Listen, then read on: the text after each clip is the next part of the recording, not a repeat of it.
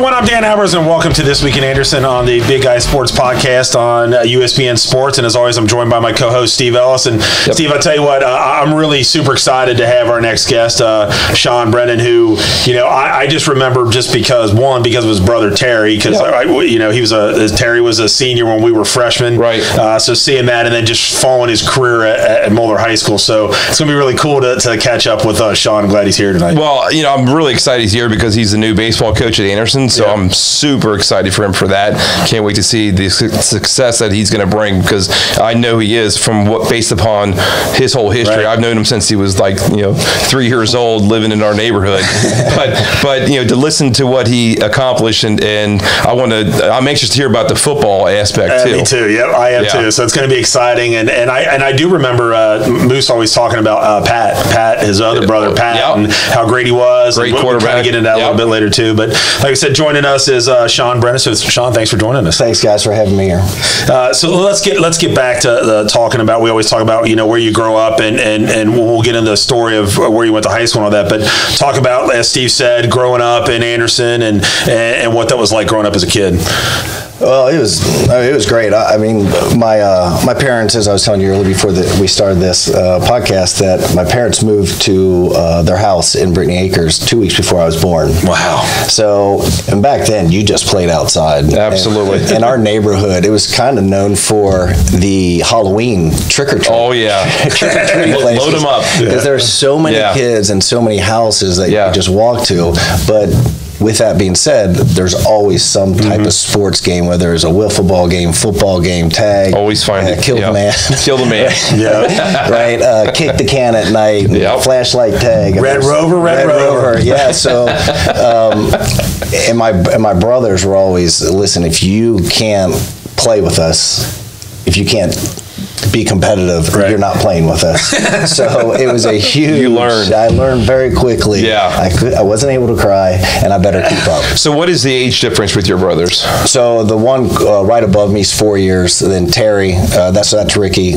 Terry's 8 years, and my brother Pat is 11. Okay. 11 and a half. Okay. That's crazy. So you got to experience going to all their games. Oh yeah. I was the brother that never missed a game and always had a ball and was always looking at offensive schemes and how the defense for basketball, and so I just became enamored with sports. Yeah, I remember watching my brothers. They were about the same age, older, and I was a bat boy and a ball boy for all their teams. So where did your parents move from before they moved to Brittany? Well, interesting. Yeah. Randy Corbett, his house that he's in. Yeah. That was their house. You were on Forest Road. Way. I was not. Your parents. They were on Forest Road, I believe, for 5 or 6 years. They needed a bigger house. They needed a bigger house, and so so when Randy bought that house, he made some changes. Wow. My mom was able to go over there and just relive some memories. That's cool. kidding. Yeah, that is really cool. Wow, that is cool. So when you were growing up in Brittany Acres, which I can safely say now is better than some of the states. It's really not. It's really not. What sports did you play growing up? Because I know your brothers have played all the sports, but what sports did you play, and what was your favorite? Football, basketball, and baseball. Okay. Basketball was undoubtedly my favorite. Okay. Did you guys have a hoop? We did. Yeah, that's what I thought. Yeah. And then one of the corner shots, we had a huge tree. So that was the sixth defender. That's funny. One of the limbs overhanging. Now you got to shoot over. Does that count for an extra point? For sure. So you played all three of those sports. I did. Played like recreational or? I would say basketball started getting a little bit more competitive. We were probably one of the first teams that kind of traveled outside of Anderson Township. Okay. That was probably started fourth grade. Okay. Fourth grade or so. All right. Yeah, and then I played football for, at the time, Mount Washington football, and then over to Guardian Angels. And Mount Washington's still not around, is it? The Mount Washington It is not. I think it's Forest Hills. Yeah, it's Forest Hills and Anderson Wildcats. Yeah. So then I played my last 3 years, 6th, 7th, and 8th grade at Guardian Angels. Is that where you went? 7th and 8th grade. You did? I was at Air until 6th grade. Okay, and then you went to GA. Guardian Angels, yeah. Is that right? They had some unbelievable teams on those GA teams back then, I bet. Yeah. I'm sure. Yeah. I mean, do you remember some of those local guys that played with you at GA? Oh, yeah. Jimmy Robinson, his brother Jerry, over at McNick. He was kind of between me and Rick. Okay. John Stacy, Nick Kaiser was down there. Gosh, we had a really good Peter Kelly. Like, we had a really good team. Great coaching, too. Okay. Mr. Chrisman, do you remember? Sure. Mr. Chrisman? Steve Chrisman, right? Is that his son? No, there was Jeff. There was there was 4 boys. Okay. One was the head coach at McNick till 2 years ago. Okay. I can't just blanking on names right now. Yeah. So yeah, Mr. Chrisman was the head football coach down there for 2 or 3 decades. Wow. Okay. Yeah. So before Danny, you get into his high school. So your brothers, talk about where your brothers all went to high school. Pretty much throughout the city. Okay. So Pat, my oldest, went to McNick. Yep. Graduated from McNick. Great quarterback. Great quarterback. Hall of Fame. He just got inducted to the Hall of Fame. Did he? That's great. Yeah, probably, it was probably 10, 12 years ago. Well deserved. Yeah, it's very well deserved. Terry went to Anderson. Yep. And so that's where we get a little bit of Anderson blood. And Ricky, he hit both of them. Okay. Did he really? He went to McNick for 2 years, Anderson for a year, then he migrated back to McNick. That's not that uncommon. Yeah, and so then I actually went to St. X my first 2 years plus a football season, and then I transferred over to Moeller. Did not know the St. X part. I did not know that either. Yeah. Really? Yeah. I thought it was all Moeller all the way. Yeah. No, I was in football, I got called up as a freshman for the last 2 games. Okay. As a quarterback. I never played quarterback. Really? I was always a running back. Really? And so there was a guy by the name of Fitzgerald that was a 3-year starter running back that wound up going to North Carolina State. Really? In front of me, and I'm like, well, this is ridiculous. I said, Pat, teach me how to play quarterback. I don't want to sit. So I went over there as a freshman and learned how to play quarterback. Okay. And then I started as a sophomore, started as a junior, then transferred to Moeller. After that football season. Wow, that's unbelievable. I had no clue. And tell Moose tells me all about all the things, and I never knew anything about that. But so to talk about your days, like you said, when you went to Moeller, you're playing for obviously a big Moeller team that's nationally recognized, and you played. I think we talked before. You played for Steve Klein. Talk about your experience playing for Moeller. Yeah, that was a little bit of a different animal. I remember my first couple practices there, I was kind of like, whoa, this is a lot different than St. X. I mean, they were old school coaches. Really? Very much old school coaches, where the linemen, if they missed a block or went the wrong way, it was a legit kick in the butt. Stay in line. Like grabbing the face mask, and I'm like, whoa, they're not messing around here. Yeah. So, and their offensive scheme was a lot more advanced, a lot more pro style stuff, and we were kind of ahead of the time too. We never had anybody run in and out with a play. It was all hand signals. Really? Is that right? And that was what, back in the that was early 90s? 91. Yeah. Wow, that's 91. crazy. Yeah, literally we would meet before classes. Really? Like before school and stay after practice to learn all the hand signals. No kidding. Yeah, and it was we got tested on it twice a week. Wow. Yes, we were way ahead of it. That's cool. So I would step out and get all the signs, and then deliver the play in the huddle. Then we go. And so I got a stupid question with that. Yeah. So if you're doing those signals, and especially back then, did you have to change them up every week because they would try to get it? They would get an idea if they watched film. They say, okay, that signal there was. Yeah. Well, I think we were so far ahead. I don't think anyone was like actually scouting the sidelines. Yeah. Now there were variations each week. Okay. That we would install, but yeah, we were ahead of our time for sure. So when did it become that you were going to be the man there at Moeller? For football? Yes. Well, I was split timing. We had to actually transfer in from Georgia at the same time. Okay. And so I believe it was, I want to say our third game, going into our fourth game when we played Massillon from up north, which is a huge rival. I'm going to say, just Massillon. Yeah, just Massillon. Moeller's, it was where I had the whole game. And that Maslon was incredible. I mean, they brought sure. I bet they brought down 7, 8, 10,000. It was at the old Galbraith Field. Yes, I was going to ask you where that was. College Football Hall. Yeah, sure. And so I remember they had a legit tiger in a cage that they ran out in the field. No, they did. Yes, they did. It was amazing.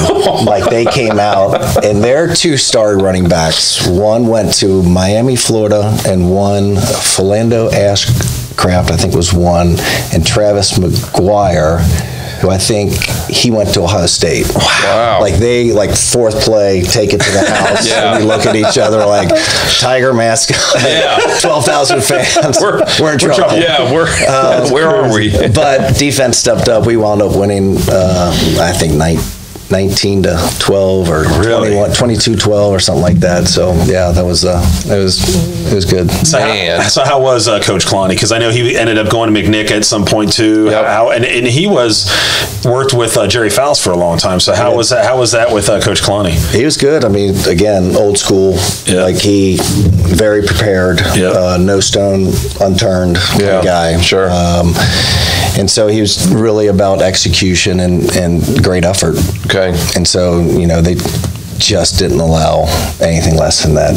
And then held us to a different standard, like off-field, grades, classroom work, and just, being, minimal is kind of the slogan over there, is making sure that we're out in the community and doing things the right way. So what would you say the big difference? I know you talked about the coaching and stuff like that. The big difference between St. X and Moeller. Now, I have a special place in my heart for Steve Rasso. Okay. That was, without question, up to that point, and maybe in my sports career, most difficult conversation I've had to have. Okay.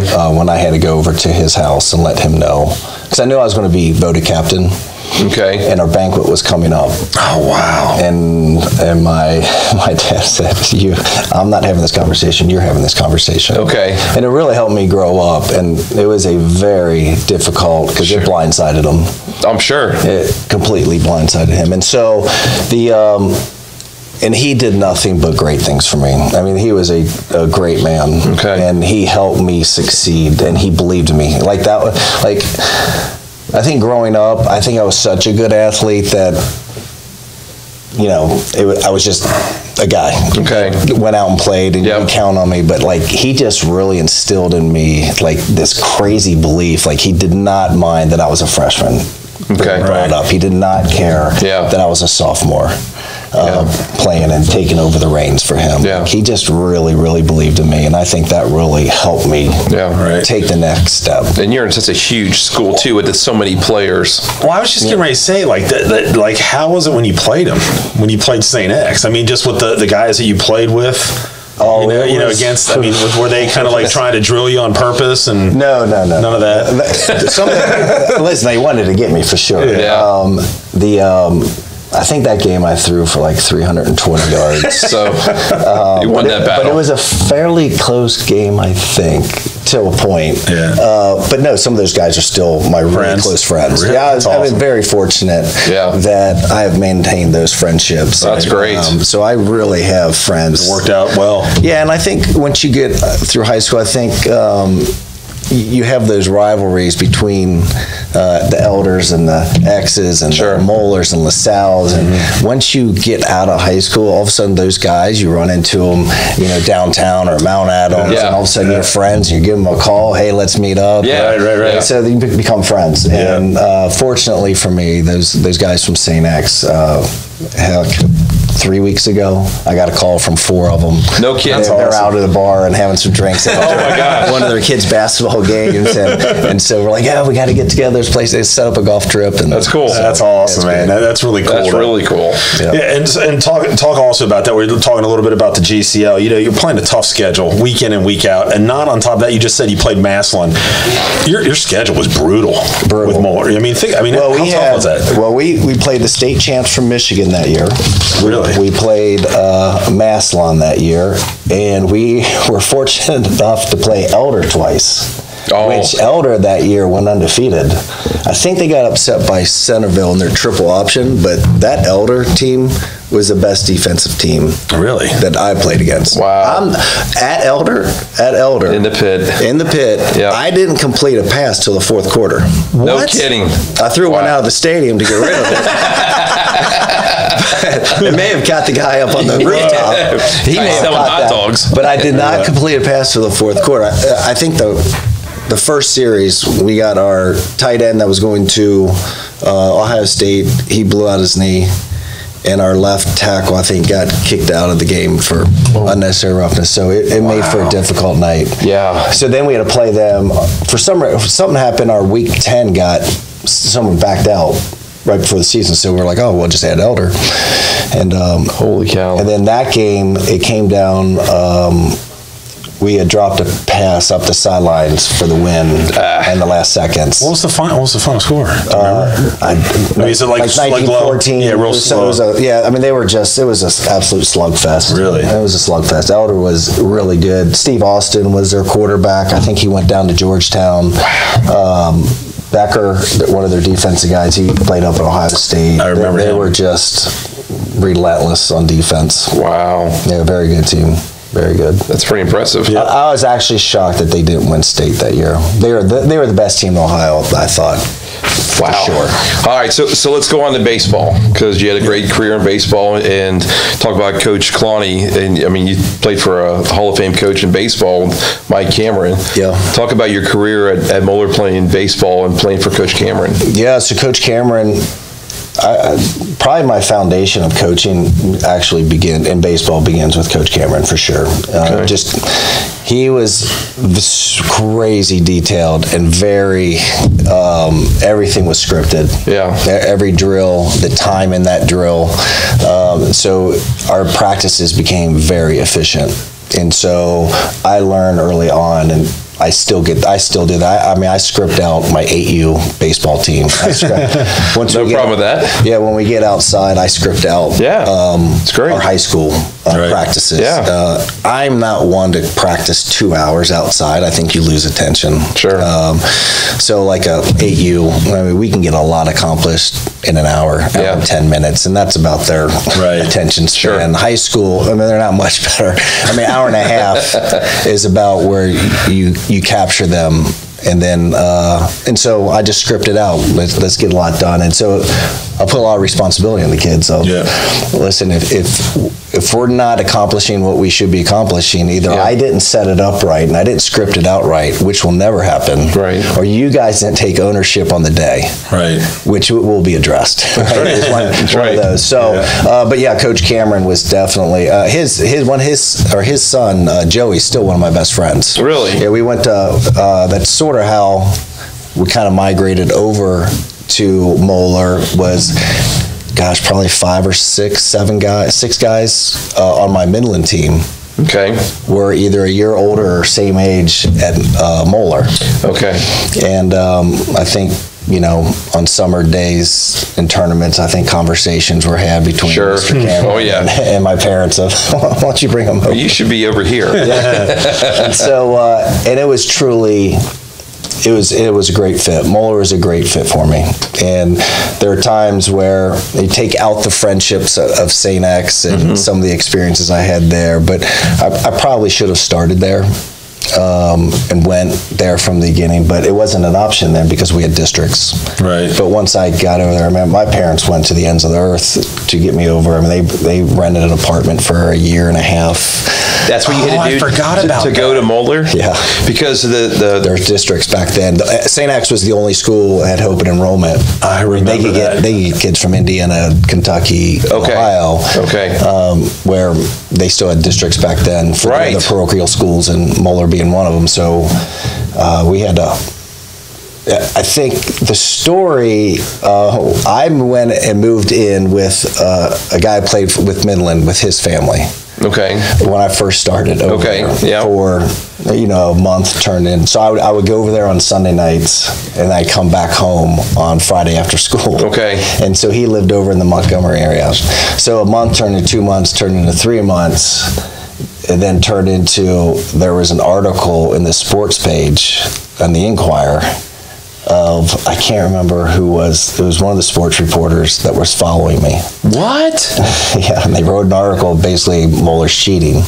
And there's a guy out of district, and so we had to go hightail it, and my parents rented an apartment real quick. Yeah. Wow. And so we lived over there in an apartment over in Old Montgomery for a year and a half until I graduated. I'm guessing that reporter either is a St. X grad or maybe a McNick grad. Yeah. You know what's so funny is, like, Steve and I are going to start branching out on these podcasts and just do sports, kind of like a sports talk thing. And that's one of our subjects that we want to talk about is the Catholic schools and the public schools and the difference between that. So that's kind of one of the things that that's an interesting thing. I remember the talk back then about Hiawatha Francisco back in the day. Right. About that. You remember that? Oh, yeah. Yeah. That was a big one. Deal. So when you played baseball, who were some of your teammates that you played with that were? Stevie Larkin. Stevie Larkin's senior year, he wound up getting the heart issue. So he couldn't play, but obviously he was there. Yeah. Mike Bell. Sure. He was a year younger. Mike just passed away. Yeah. You know, right before the season started. Yeah, right before the season started. Let's see. Derek Davis, he went to University of Miami. Sean Flynn went to University of Miami. Todd Burwinkle, did he go to Miami? I can't remember where Todd played. Maybe or Toledo. Okay. He went on to play some college baseball.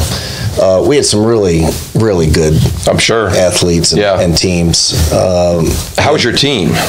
We were good. We lost. LaSalle was the team that my junior year. Okay. That was really good. I think they wound up beating us 1-0 in maybe the regional finals. Okay. Our first game of the regional.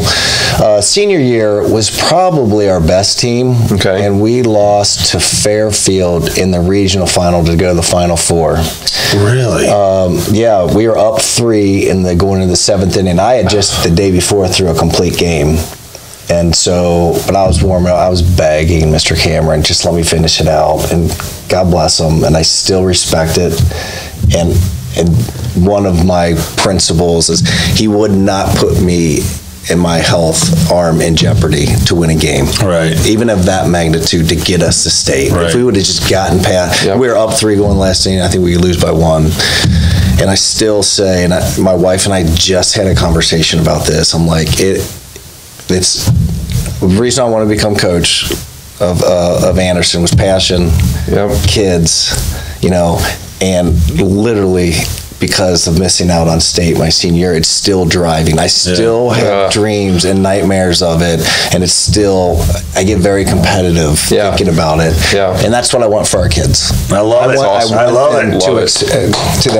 For them to experience that. And they always talk. I mean, was it 2003, 2004 Anderson team? Went to the Final Four. That, I mean, they're regarded as the best team that ever come through Anderson, and I want that for our kids. And it may not come this year or next year, but we will get there at some point. I think you will. I agree. Just with how you're talking, the attitude and everything, I think that's definitely going to make a big difference. Yeah, it's all about the kids for Shawn. You can definitely tell. So let's talk about your recruiting process and what you did after high school, whether it's for football or baseball or both. Yeah, so my senior year, in the football recruiting. So I went to Tennessee came to the apartment over in Anderson a few times. Okay. I took a trip up to Kent State, Toledo. It was more MAC schools. Okay. And then Ohio State kind of got involved. Their quarterback, their 3rd or 4th string from St. Ignatius transferred to Duke. I cannot remember his name. So they came back and offered me a spot. Coach Cooper. Okay. At Ohio State. And then my first preseason game, I think we were playing, it might have been Madeira or Marymount in baseball. I think the Braves, not the Braves, Milwaukee and Pittsburgh and Seattle. Mariners were at our baseball. It was just a preseason game down at, it was sopping wet, on the field, and had conversations with my dad. Okay. And it was just like sort of out of the blue, and they liked my size, and all of a sudden it just started snowballing the senior year. And then Hep Cronin, the Braves, with the Braves. Yep. Mixed dad. Yep. From over in the LaSalle area. Yep. He just kept coming and coming and coming. He came to the house, 5, 6, 10 times, and so before the draft, I committed to them instead of Ohio State. Wow. Okay. And said, and then I said, if the numbers work out right, so they basically guaranteed me 7th to 10th round money. Okay. In that slot, and I got drafted the 21st round. And so 7 days after graduation, I moved down to West Palm Beach, Florida. Oh my God! How cool is that? And so, so then that what I call a 5-year spring break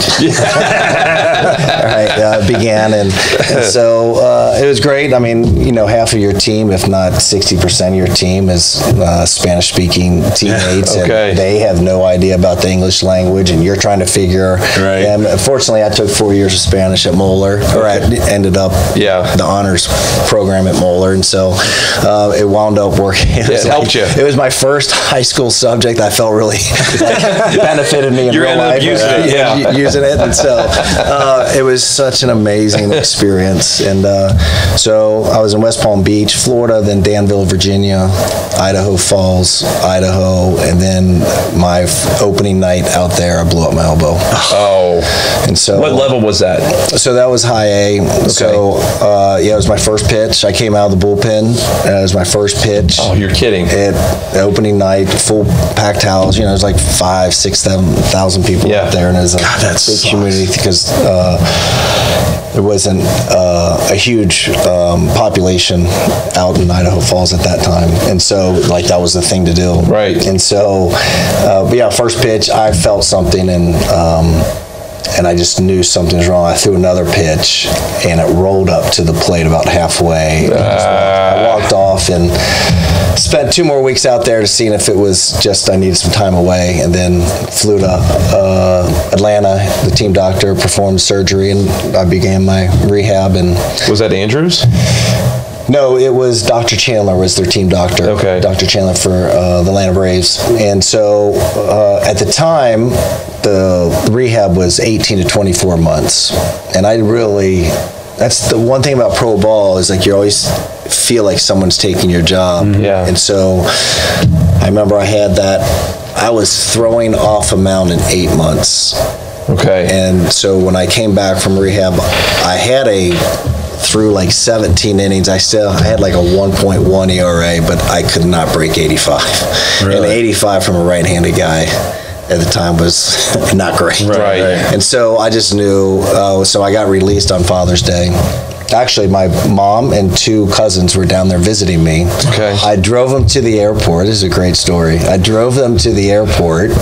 I go back to the locker room. We had an off day, but I was going to get some work in. Mm-hmm. Got called into the GM of the team's office, and he released me. I remember it was the first time I've been told I'm not good enough. Oh. I remember in the shower, leaning, it was like a movie scene. Yeah. Arm there, just crying. Yeah. And I'm like, oh my gosh. So they were going to give me a flight out the next day. And I was like, it's Father's Day. I went back in there. I'm like, I totally get it. Right, but I need a ticket today. It's Father's Day. I'm getting home. Yeah. So literally, your flight leaves in an hour and a half. So I go back to the hotel, grab all my stuff, get on the plane. I get home. I have 4 buddies pick me up from the airport. So your parents don't know this at this point? They don't. They have no idea. Oh. So 4 buddies. It was a beautiful day on Father's Day. They have 4 cases of beer. Sure. Yeah. I got 4 bags of luggage. We walk up my parents' driveway. My dad was washing the car. He did a double check. Pat was there. My brother Ricky was there, and he's like, what in the world are you doing home? And so I tell him the story. We go back in the pool. We have a couple beers. We're just hanging out. My mom comes home like an hour and a half later. Oh, okay. She comes in. I'm at the patio side door at that point, and she thought she was in a different world. Yeah, What in the world is going on? Yeah. So, she teared up, and then we wound up having a great Father's Day, and so I rehabbed again, but I just never got back to where I knew I needed to be. Isn't that amazing? And if it would have happened, later on with the technology and everything that's going on, it might have been a different story. Well, back then the success rate was like 8 to 12%. Yeah. Now it's like 92, 6% or something ridiculous. And hell, people are coming back stronger now. Yeah, it's crazy. Yeah. Wow. Crazy. Oh my goodness. So let's get talking to you about your coaching career before. So talk about how you got to the point where we're going to talk about getting into Anderson. So how did you kind of get started in your coaching? So again, I think Coach Cameron, he empowered me. I remember after my first season in rookie ball, and then I went down to not extended spring. It was a fall league for all the top prospects. Okay. For like 6 weeks down in Florida. And so when I came back, I didn't go to school that first year. And so I went, Coach Cameron asked me to come over and help over at Moeller. And he just listened to all the stuff that I had learned and really took it and tried to implement some of it in his program. And I was like, gosh, this feels pretty good. Maybe I am learning something. Yeah. And so that was like the moment, and I was 18. I think that was the moment. And I was like, gosh, I love coaching. I've always wanted to be a teacher, but sports was my classroom instead of the actual classroom. Right. And so that's where it started, was over at Moeller, just helping kids out during an off season. And then it was another off season. And then in 1999, I moved up to Chicago. And then I did some training up there, and I've always been into doing lessons and stuff, and that's just never wavered. Okay.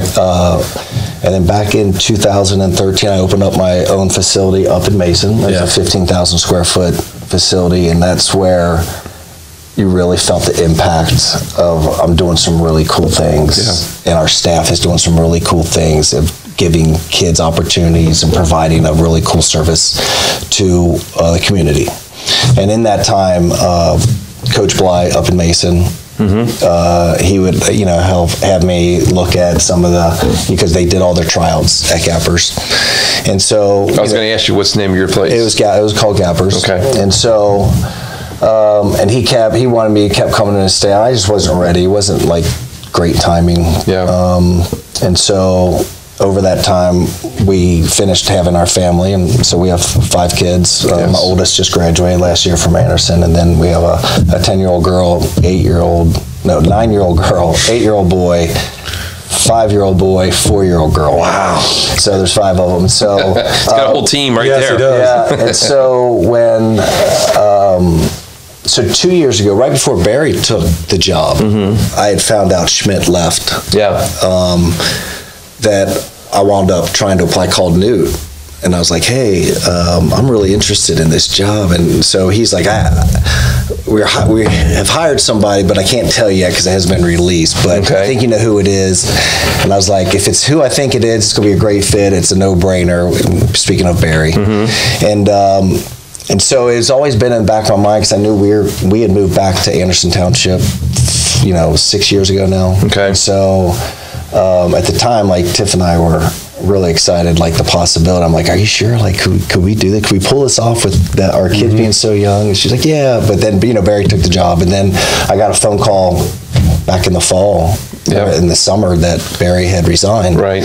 And so I talked to her for about 30 seconds. and Tiff was like, absolutely, let's do it. Love it. And so I called Newt right away. He's like, well, we're going to post the position in August. Yeah. And so just kind of be on the lookout for it. And so submitted the application and went through the interview process, and just really excited and fortunate to have gotten this job. And it's a huge responsibility, and I don't take it lightly. And I'm just really excited and Tiff and I, we just kind of come from that background. With Tiffany's a principal, a 6th grade principal at West Claremont. Yep. She just got, she's actually taking over the whole building starting next year, the 6th, 7th, and 8th grade. Oh, which wow. I think West Claremont Junior High, if it's not, I think it's the biggest junior high in the state. Wow.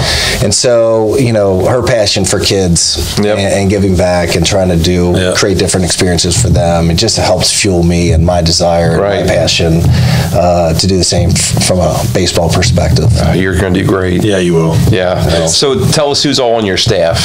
So to help instill this new culture, like a different culture, I went a little bit old school. Okay. So Mike Cook, who was on the staff in that 2002, 2004 time frame. He knows his baseball. He played college baseball. Yep. And so Cook, he's that really organized offensive coordinator. Everything's detailed. Everything's planned out. Like, he is paired so well with Travis Springer. So Travis, the pitching coach from last year's team. Okay. So those two are working together from the pitching and catching perspective. And so they're it's been a great match so far. And so Cookie, he's the organizer, the planner, making sure everything's implemented. Springer knows all the latest and greatest of all the drills and everything from a pitching perspective. And then I went Bob Molinex, which Bob, he is just the best. He is. The kids just love him. And Bob knows his stuff, and he keeps everything light and has fun. The kids just sort of gravitate to him. And you would think he was 17 years old. He hasn't changed, since the first time I met him. You hear the same thing I heard from Vince way back then. And he knows his baseball too. Obviously, he does. He's been amazing, and so really fortunate. Now, probably that high school staff. I mean, having 4 of us. It's great. It's a little bit bigger than your typical. But when you're trying to implement something and create something different, I wanted to start with the coaches, and then it will trickle down. And then Brandon Ayers just came from West Claremont. He's going to be our JV head coach. Okay. And then Ryan. Yeah. Your nephew. Ryan Albert, baby. Just took over the freshman, and I think he's going to add some great value coming and perspective from the college view that he's come implementing some things for him. And I told him, I said, what I'm excited about is to see you in orange and black, because he always had that Glen Estee colors and the West Claremont colors. That's right. I'm happy for him to be in some orange and black. Same with Shawn. Yeah, we finally got him. Love the orange and black. Took 20 years, but we finally got Shawn in orange and black. Well, there's obviously those are great guys and baseball knowledge, but all those guys have great winning mentalities. Yes. From top to bottom, which is only going to, breed for you. Well, one of the first messages to the kids, like, we're not here just to help facilitate a baseball team. We're here to win. And you're either jumping on the train with us and figuring it out with us, or you're going to be left behind.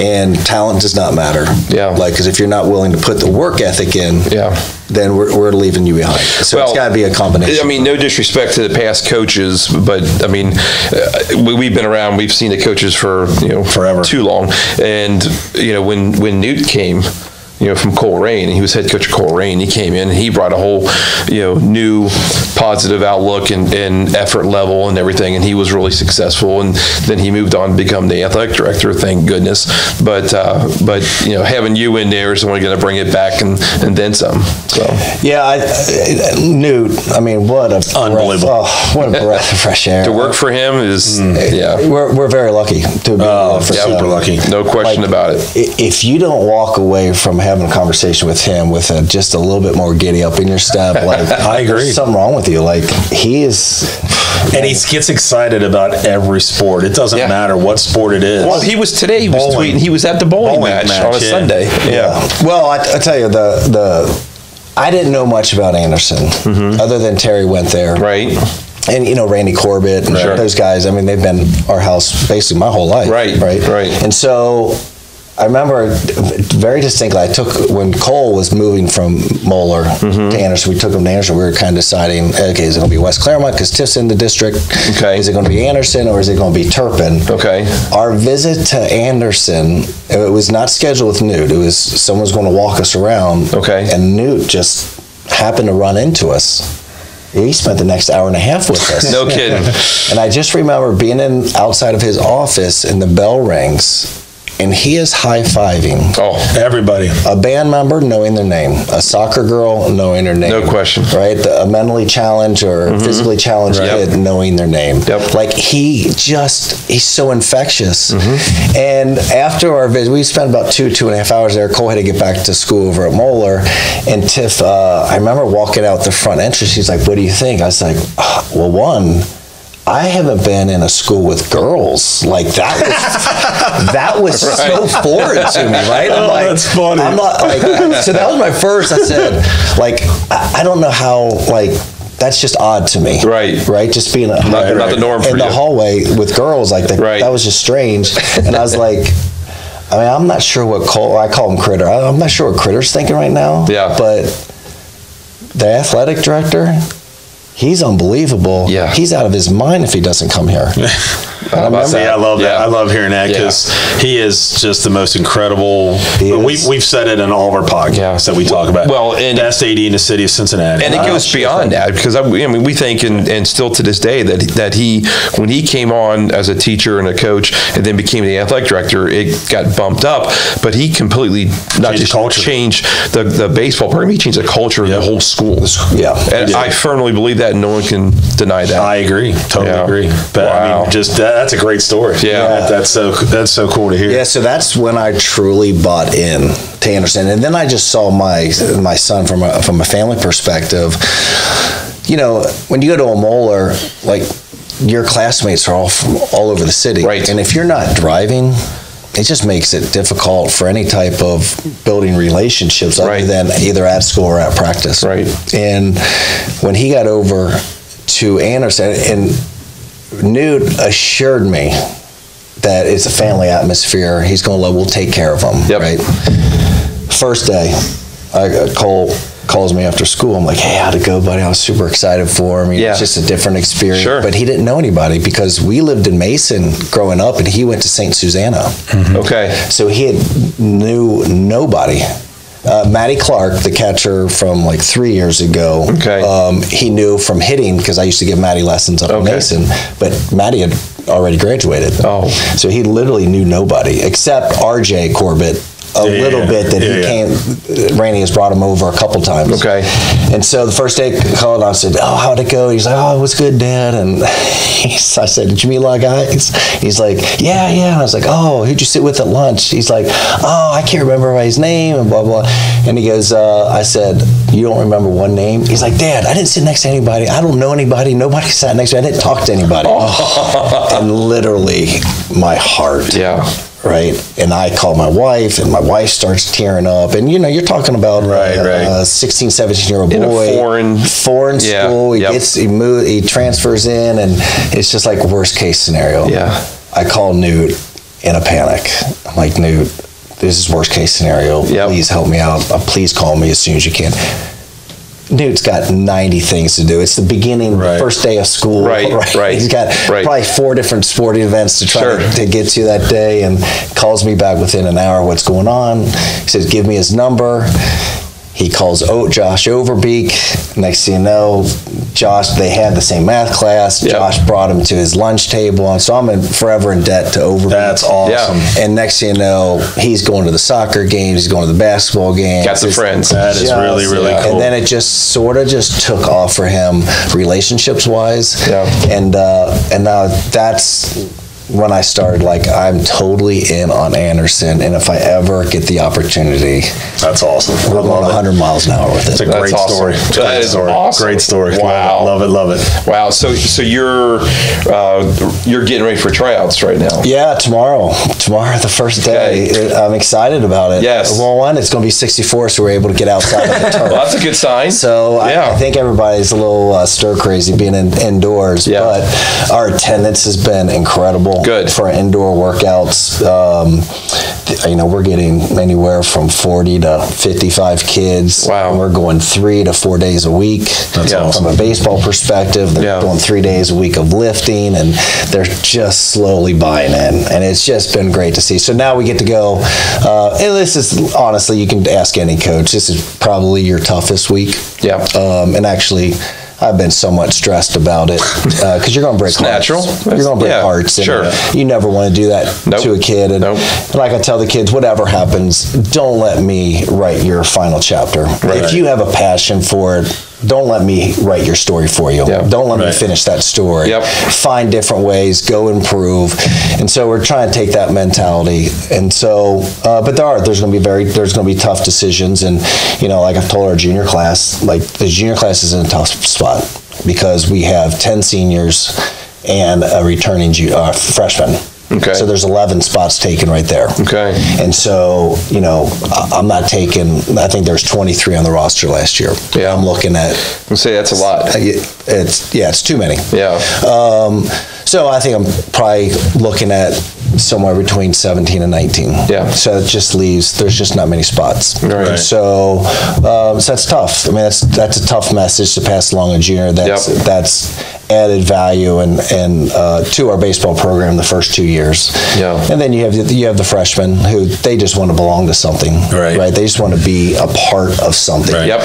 And so, but when you have 23, 25, 26 kids try out, you just can't. I mean, I can't have Ryan try to manage that. That's just too much. I wouldn't want to manage that many. And I think, the freshman basketball team had 16. I have no idea how he managed. Yeah, I don't either. I mean, that's basically almost. It's too tough. It's tough. That's almost 2 full teams. And so, and then the JV is the same way. We're looking at. But you also need some flexibility, put some juniors down there or bring some freshmen up. So you can't really start with 20. Right. Because if some freshmen start performing, now you put 2 or 3 up there, now you're back at the 23, and it's just very hard to manage. Yeah. So we're looking somewhere, if everything works out right, somewhere between 17 and it usually does. Yeah. It will work itself out. Yeah. But we're super excited about it. And it's brought a level of competitiveness. As it should. As it should, yeah. And I think it changes mentalities and I'm very transparent up front with them. Yeah. And these are the conversations we had since our first day of winter workouts. So when I was coaching at Anderson basketball, and the football team was always going to the playoffs, and it was always right when tryouts were starting. Well, it always kind of put us behind a little bit. Well, good news, bad news. The boys basketball team won their tournament game the other day, and there's a few baseball players. 4 pitchers, nonetheless, 4 pitchers that are still playing basketball right now. Oh yeah, I forgot about that. Yeah, so there's 4 of them. So I sent Frank a text message Friday night. Thanks a lot. Yeah, it's kind of you wanted to end on a different note. But you're happy for Frank and the basketball program. Yep. I heard, was it yesterday? That's their first playoff win in 8 years. It's been a while. Probably. Right? It's been a while. Yeah, so I'm super excited for Frank. Yeah. It's great for the basketball program. Yep. They're moving in the right direction. Yep. But on the back of your mind, you're like, there's 4 pitchers I've got to get up to speed from a pitch standpoint that they're going to impact our varsity team. Frank, you're killing me here. But, but they'll catch up. We're not worried about that. And so we'll take care of the other, 60 kids that are trying out. And, when they get here, they'll get there. And then when you make is it at the end of the week is when you make cuts, or is it? So hopefully it'll be Saturday. We'll go Monday outside all day. We'll do all of our, because it seems like that's going to be the only day we're going to be able to get outside. So we'll go all day Monday outside, and then Tuesday, Wednesday, Thursday indoors. We'll be off Friday, come back Saturday, and then final teams will be made Saturday and conversations Saturday. Okay. Wow. All right. So let's move on to your family. You kind of mentioned about your kids and their ages, but first and foremost, getting into coaching and you got to have as Danny and I found out, you got to have a great wife that supports you. And you married an Anderson alum. I did. Tiffany Coy Brennan. Yes. And so that's great news that you're all in now with Anderson. Yeah. You bought in. You got the blood going, and you're coaching all your kids just about, right? Yeah. So our schedule's busy, to say the least. So when we're looking at the Anderson job, it's like if everything goes right and I don't do anything that I shouldn't, our youngest, we still have 14, 15 years in the school district that they're going to be passing through Forest Hills. Okay. And so that's the goal. Yes. That's a great goal. Yeah, I love it. Let's stay with this and just give some stability to the baseball program. Right. Just one guy, I told Newt in the interview, I literally want to be your last hire. I don't know how long you'll be at the AD at Anderson, which I hope it's for the next 30 years. Right. If it's not, I want to be your last hire as a baseball coach. I love it. So,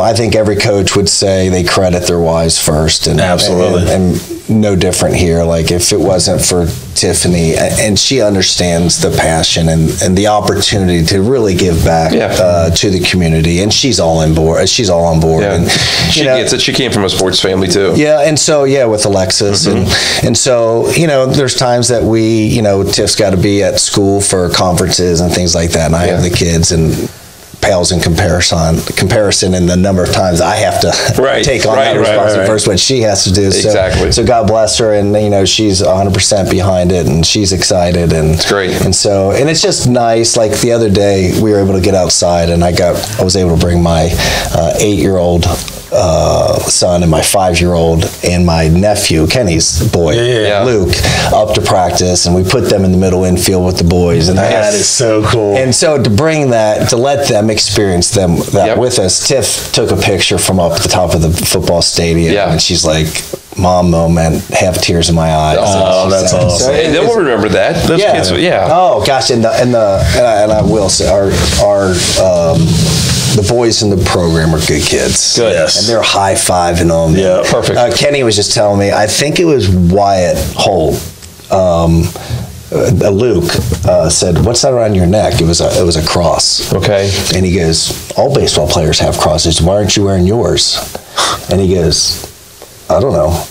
Kenny said today, he put it on right when he got to taking it off. But that is cool. How about that is so cool. Really? And I tell the boys, I said, listen, you have no idea. That's all my kids talked about. Yeah. For the 2 days, I said, you have no idea how impactful. Right. Yeah.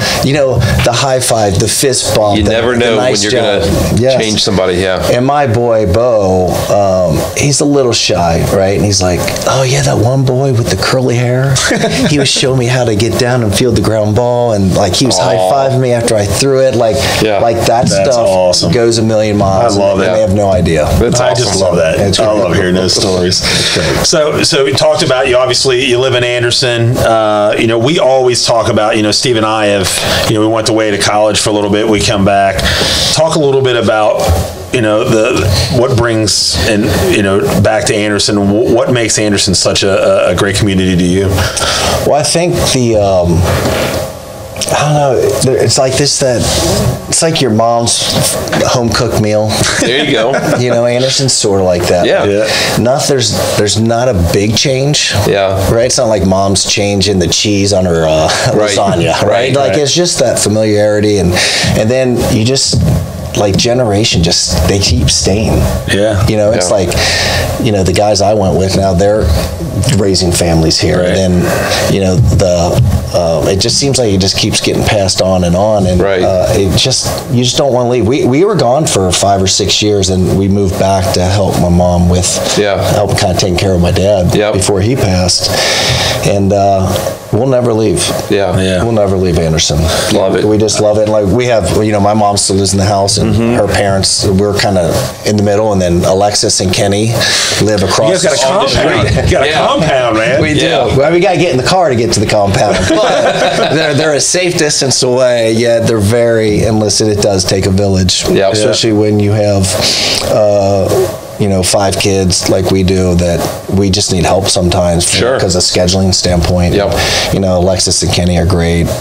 My mom still takes the little ones and picks them up from preschool because they're half day over at the Methodist church across from the stadium, which the kids refer to that baseball field as Dad's baseball field. There it is. It's already playing. I love it. Yeah. And and Jeff and Udi, Tiff's parents, are just they're so unselfish, and just the family in general is just very unselfish, and it just helps make all this possible. And so without their help, listen, I couldn't do I couldn't do what my passion is at Anderson. So it's really a family. Yeah. Family. Well, and I'm not surprised your mom's helping out because she was the greatest bus driver in Forest Hills history.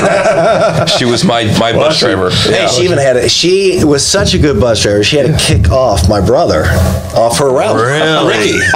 Really? Yes. He had to get a different bus. He had to get on a different bus. She kicked him out because he was so bad for her. Wow, that's funny. That's how dedicated she was to the Forest Hills bus system. She was awesome. Yeah. That's funny. So we're going to try to wrap this up, but we always try to end it with some favorite memories for you. So you got a favorite high school memory? And then I guess obviously we didn't get to the college, but like maybe in the minor leagues, and then like, I don't know, maybe a coaching memory, anything like that? Yeah, so I guess the minor league one would be, I was fortunate enough, Deion Sanders was on rehab. His father passed away. Okay. So Deion was playing center field. He came down on a rehab assignment, and I was playing right field.